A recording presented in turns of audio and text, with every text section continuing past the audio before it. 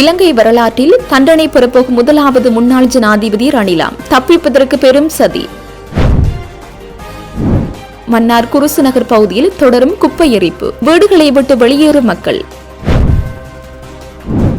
மட்டக்களப்பு மாவட்டத்தில் இம்முறை பெரும்போகத்தில் 74,900 ஹெக்டேரில் நெற்செய்கை. இலங்கையில் பரபரப்பு நிலையில் வங்கிகள், அடுத்தடுத்து சிக்கப்போகும் அதிகாரிகள் ஆதாரங்களுடன் சிஐடி. மரண தண்டனை விதிக்கப்பட்ட பூஜித் ஜெயசுந்தர சிறைக்குள் செய்யும் வித்தியாசமான செயல். 22வது திருத்தம் சர்வஜன வாக்கெடுப்புக்கு விடப்பட வேண்டும், தமிழரசு கட்சியின் அரசியல் குழு தீர்மானம். 22வது அரசியலமைப்பு திருத்தம் தொடர்பில் தமிழரசு கட்சி அவசரமாக தீர்மானம் எடுக்காது, ஸ்ரீதரன். சக்ரானுடன் தொடர்பு, ஹிஸ்புல்லாவுக்கு எதிராக போலீசில் முறைப்பாடு, ஒப்படைக்கப்பட்டுள்ள ஆதாரங்கள். விசேட திறன் உடையவர்களுக்கு சம வாய்ப்பு வழங்குவதே அரசின் நோக்கம், கடற்தொழில் அமைச்சர் தெரிவிப்பு. போரில் புலிகள் தோற்கடிக்கப்பட்ட போதிலும் ஈழப்போரின் முடிவு முழுமையான அமைதியை தரவில்லை, முன்னாள் இந்திய வெளியுறவு செயலர் கிருஷ்ணன் சீனிவாசன்.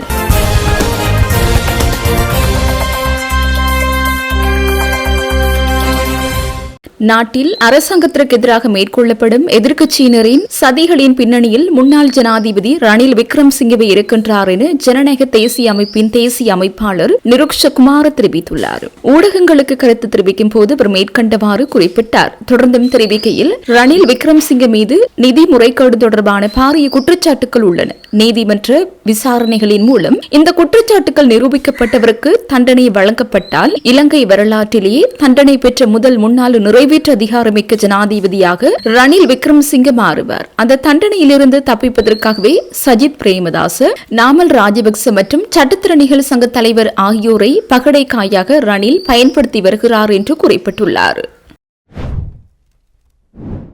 மன்னார் சின்னக்கடை கிராம சவர பிரிவுக்குட்பட்ட குருசு நகர் பகுதியில் நகரசபைக்கு சொந்தமான தினசரி கழிவகற்றல் நிலையத்தில் நேற்று மாலை குப்பைகள் திடீரென எரியூட்டப்பட்டமையினால் அப்பகுதி மக்கள் கடும் சிரமங்கள் எதிர்கொண்டு வருவதாக தெரிவிக்கப்படுகிறது. திடீரென குப்பைகள் எரியூட்டப்பட்ட நிலையில் தொடர்ச்சியாக புகை வெளியேறி குடியிருப்பு பகுதிகளுக்குள் புகை பரவுவதால் பலர் தங்களது வீடுகளை விட்டு வெளியேறி பாதுகாப்பான இடங்களுக்கு செல்ல வேண்டிய நிலை ஏற்பட்டுள்ளதாக அப்பகுதி மக்கள் தெரிவிக்கின்றனர். குறிப்பாக கர்ப்பிணி பெண்கள், சிறுவர்கள் மற்றும் வயோதிபர்கள் உள்ளிட்டோர் புகையினால் அதிகளவில் பாதிக்கப்படுவதாகவும் சுவாசிப்பதில் சிரமம் உள்ளிட்ட பல்வேறு உடல்நல பிரச்சினைகளை எதிர்கொள்வதாகவும் தெரிவிக்கப்படுகிறது. இதனிடையே குப்பைகள் தொடர்ந்து எரிவதை கட்டுப்படுத்தும் நோக்கில் மன்னார் நகரசபையின் தீயணைப்பு வாகனம் மூலம் தீயணைப்பு நடவடிக்கைகள் மேற்கொள்ளப்பட்ட போதிலும் அதனால் எதிர்பார்த்த பலன் கிடைக்கவில்லை என அப்பகுதி மக்கள் சுட்டிக்காட்டுகின்றனர். குப்பைகள் முழுமையாக அகற்றப்படாமல் மீண்டும் மீண்டும் தீப்பற்றுவதால் தீயணைப்பு நடவடிக்கைகள் மேற்கொள்ளப்பட்ட பின்னரும் புகை வெளியேறும் நிலை தொடர்வதாகவும் மக்கள் தெரிவிக்கின்றனர்.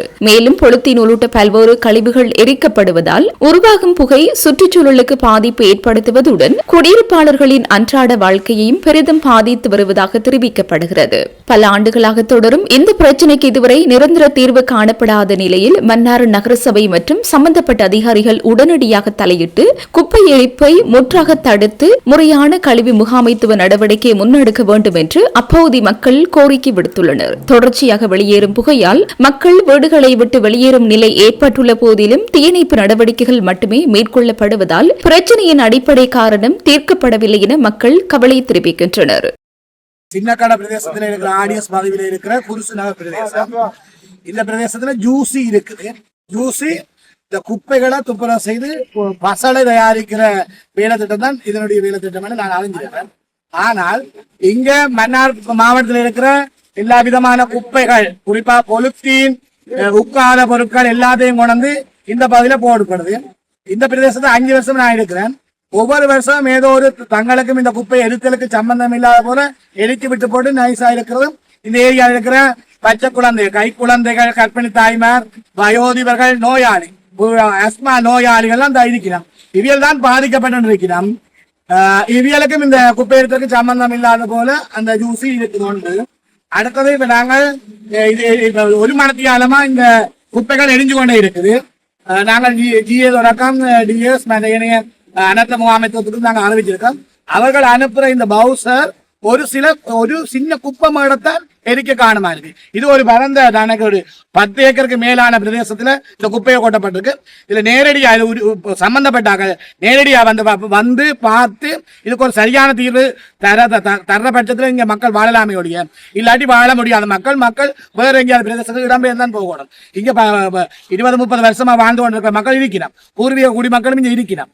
ஆகவே தயவு செய்து இதுக்கு உடனடியான தீர்வு வேணும். ஏனென்றால் இது இந்த பொலித்தீனோடு சம்பந்தப்பட்ட பிரச்சனை. இந்த பொலித்தீன்கள் எரிக்கின்ற போது ஒவ்வொரு வினாடியும் அதனால சுவாசிக்கப்படுற குழந்தைகளும் இங்க இருக்கிற பரம்பரைகளும் அழிக்கப்படுது. இந்த மன்னா பிரதேசத்தில் இந்த பிரதேசத்தில் இருக்கிற மக்கள் அழிக்கப்பட்டு இந்த சின்ன பிள்ளைகள் தொடக்கம் வயோதிகர்கள் அழிக்கப்பட்டு இருக்கிறோம். ஆகவே தயவு செய்து உடனடியாக இதுக்கு சம்பந்தப்பட்டாக்கள் வந்து சரியான தீர்வு தரணும்.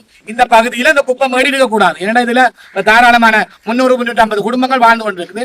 இந்த குப்பை மேடால நச்சு வாயு தான் வெளியேறுது. அது நச்சு வாயு தொடர்ந்து நாங்கள் சுவாசிப்போம். இதுல இருக்கிற அந்த 350-400 குடும்பங்களும் இதுக்கு படிப்படியாக ஒவ்வொரு நாளும் ஒவ்வொரு கிழமையும் மரணிப்பதை தவிர வேறு வழி இல்லை. ஆகவே தயவு செய்து இந்த குப்பை மேடை முழுமையாக எடுத்து இதுக்கண்டு ஒதுக்கப்பட்டிருக்கு. மாநில மேற்கு பிரதேசங்கள் பாப்பா மாவட்ட பகுதிகளில் இதுக்கண்டு ஒதுக்கப்பட்டிருக்கு. அந்த பிரதேசங்களில் கொண்டு போய் இந்த குப்பைகளை கொண்டு அதுக்குரிய மாற்று ஏற்பாடு பார்க்கணுமே ஒழிய இங்க தொடர்ந்து குப்பைகளை போடுவதும் இந்த பொருத்தங்களை சேர்ப்பதும் இது முற்றாக தடை செய்யப்பட வேண்டும்.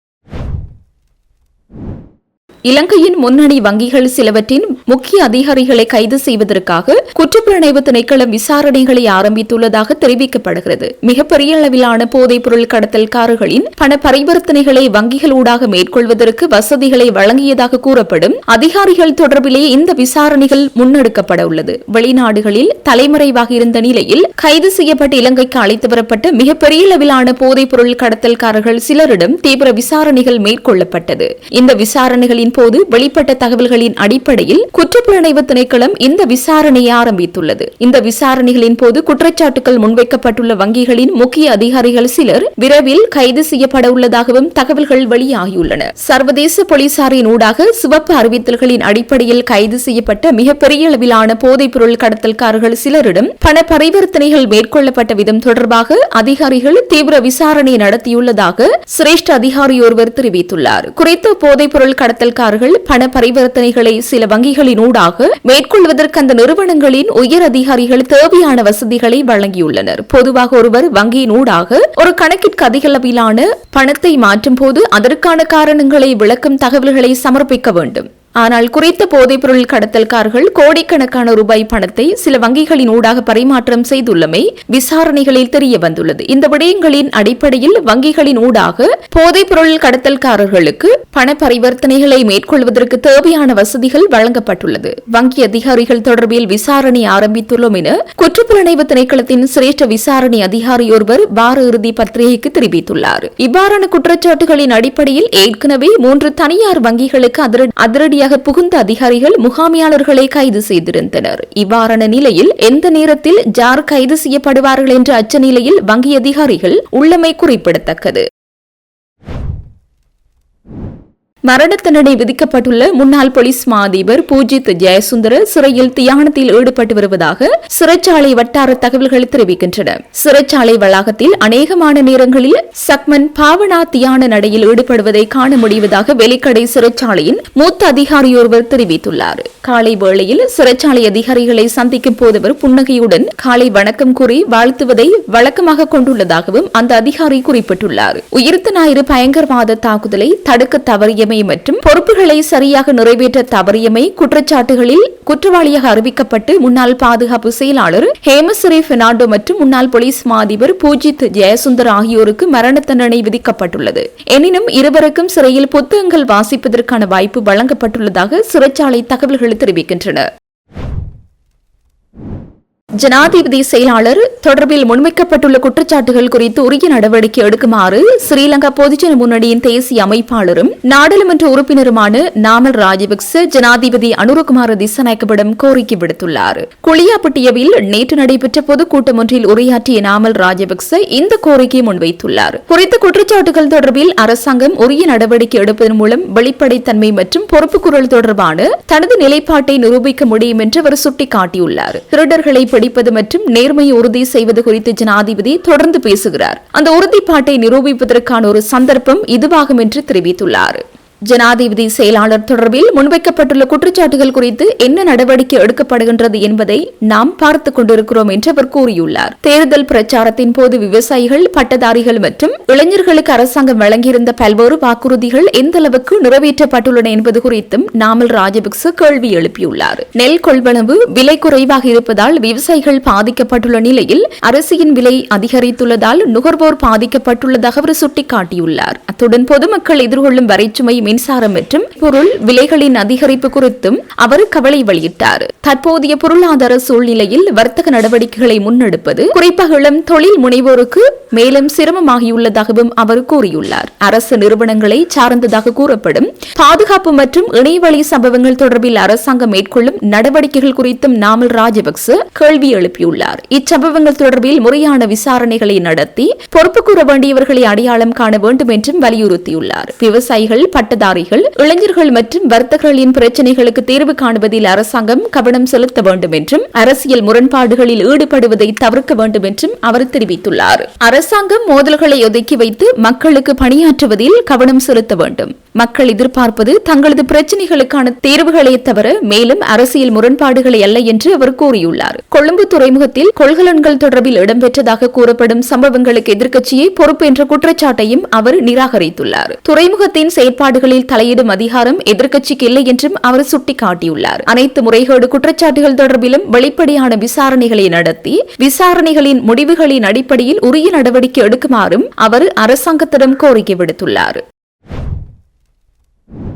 நீதிபதிகளின் வயதில்லை தொடர்பாக அரசாங்கத்தினால் கொண்டுவரப்பட்ட 22வது அரசியல் திருத்தம் சர்வஜன வாக்கெடுப்புக்கு விடப்பட வேண்டும் என தமிழரசு கட்சி தெரிவித்துள்ளது. இது தொடர்பாக கட்சியினுடைய பொதுச் செயலாளர் சுமந்திரன் அறிக்கை ஒன்றை வெளியிட்டுள்ளார். அதில் குறிப்பிடப்பட்டது, அனூறு அரசால் கொண்டுவரப்பட்ட 22வது திருத்தம் மூலம் மக்கள் இறமையுடன் தொடர்புடையதால் மக்கள் அங்கீகாரத்திற்காக சர்வஜன வாக்கெடுப்புக்கு விடப்பட வேண்டும் என்று தமிழரசு கட்சியினுடைய அரசியல் குழு தீர்மானித்துள்ளதாக தெரிவித்து உத்தியபூர்வமாக அறிக்கை வெளியிடப்பட்டுள்ளது.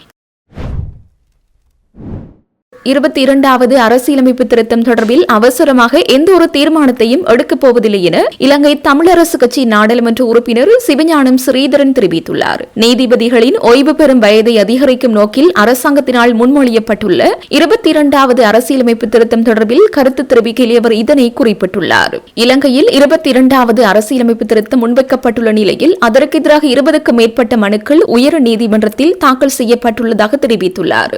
அந்த மனுக்கள் தொடர்பான விசாரணைகள் எந்த நிலை அடைய உள்ளன என்பதை தமிழரசு கட்சி உன்னிப்பாக அவதானித்து வருவதாகவும் அவர் கூறியுள்ளார்.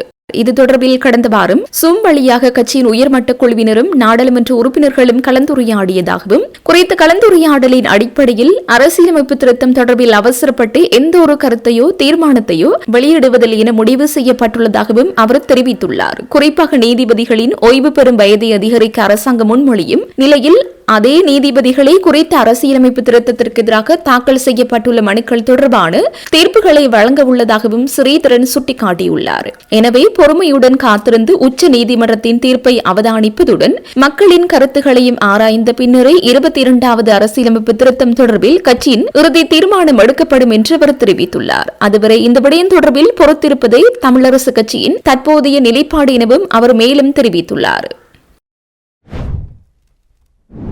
மட்டக்களப்பு மாவட்ட நாடாளுமன்ற உறுப்பினர் ALM ஹிஸ்புல்லாவுக்கு எதிராக பல்வேறு குற்றச்சாட்டுகளை முன்வைத்து மட்டக்களப்பு தலைமையக போலீஸ் நிலையத்தில் நேற்று முறைப்பாடு செய்துள்ளதாக ஈரோஸ் கட்சியின் தலைவர் ராஜநாதன் பிரபாகரன் தெரிவித்துள்ளார். ஓட்டமாவடி காளிகோவில் இடிக்கப்பட்டமை, நீதவான் ஒருவர் இடமாற்றம் செய்யப்பட்டமை, தற்கொலை குண்டுதாரியான சக்ரானுடன் தொடர்பு வைத்திருந்ததாக கூறப்படும் விடயம் மற்றும் ஆயிரக்கணக்கான ஏக்கர் அரச காணிகள் முறைகேடாக பயன்படுத்தப்பட்டதாக கூறப்படும் குற்றச்சாட்டுகள் தொடர்பில் விசாரணை நடத்தி சட்ட நடவடிக்கை எடுக்குமாறு கோரி இந்த முறைப்பாடு செய்யப்பட்டுள்ளதாக அவர் தெரிவித்துள்ளார். முறைப்பாட்டை தொடர்ந்து ஊடகங்களுக்கு கருத்து தெரிவித்த ராஜநாதன் பிரபாகரன், கடந்த 1990ஆம் ஆண்டு முதல் ஹிஸ்புல்லா கிழக்கு மாகாணத்தில் மேற்கொண்டதாக கூறப்படும் நடவடிக்கைகள் தமிழ் மற்றும் முஸ்லிம் சமூகங்களுக்கு இடையில் பிளவை ஏற்படுத்தியுள்ளதாக குற்றம் சாட்டினார். மேலும் ஹிஸ்புல்லாவுக்கு எதிரான குற்றச்சாட்டுகள் தொடர்பான ஆவணங்கள், புகைப்படங்கள் மற்றும் எழுத்துமுள்ள ஆதாரங்கள் உள்ளிட்டவற்றை போலீசாரிடம் ஒப்படைத்துள்ளதாகவும் அவர் தெரிவித்தார். மட்டக்களப்பு நீதவான் ஒருவரை இடமாற்றம் செய்து